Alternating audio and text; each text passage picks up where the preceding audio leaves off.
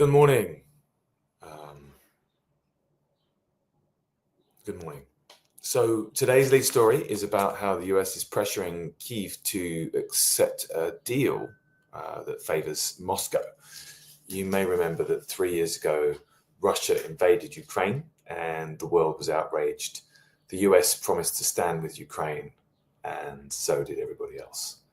It appears that this so-called peace deal is in fact Trump switching sides in the war and supporting Russia's gain of territory, including the takeover of Crimea, which they did in 2014, again to kind of universal disapproval.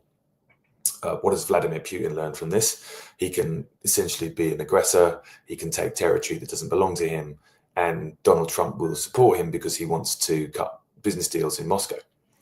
I don't call that global leadership, nor does Marco Rubio, who, as Secretary of State 3 years ago, signed on to an amendment that essentially said we will never accede to a peace deal that includes Crimea, and Vladimir Putin can go fish.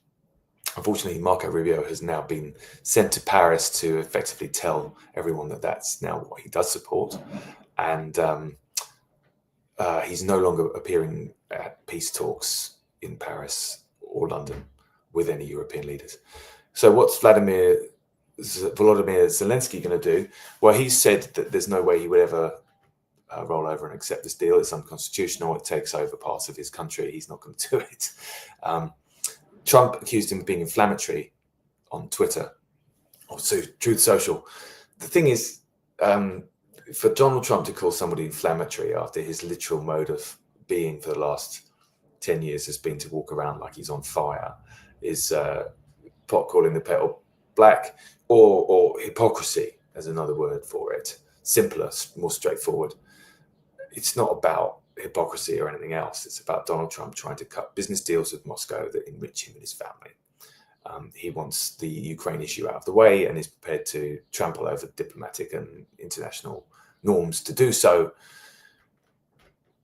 Presidential disapproval rating 55%, or approval rating of 45%, down 10% since he took office, although the majority of people who did vote for him still support him.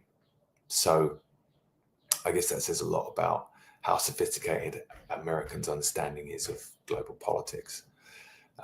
What we have just done is rolled over to Russia and let them take territory from a country that the former Soviet country, republic, in exchange for essentially nothing, no assurances from Russia other than business and money for Trump.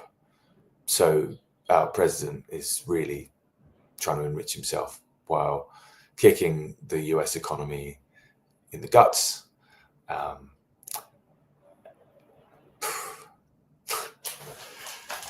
That's that. Should we just have a little quick look, see if there's anything else we want to talk about? I don't know. I've been watching early Tony Bourdain episodes, and it's funny how optimistic he was in the initial shows, and then as he gradually went on, he got more and more depressed.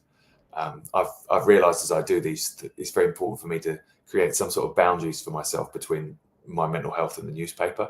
But I tell you, every time I read about Donald Trump, he just throws a little coin in that depression fountain for me. What a joker. Yeah. JD Vance is off walking around saying how great his proposal is, but you would expect JD Vance to do that because JD Vance likes to have sex with his couch, allegedly.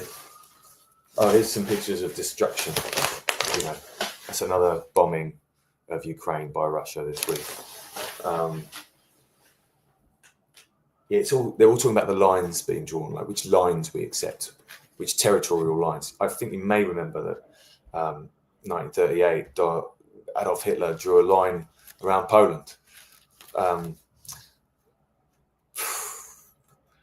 Britain drew a line down the side of the West Bank. Didn't go well for us. Don't draw lines on maps, guys. Don't use that to negotiate your global ambitions, especially when all you really want to do is mine for minerals. So boring, so boring. Thanks for letting me read the newspaper so that you don't have to. Our president's a warmonger and a con artist. I'll see you tomorrow.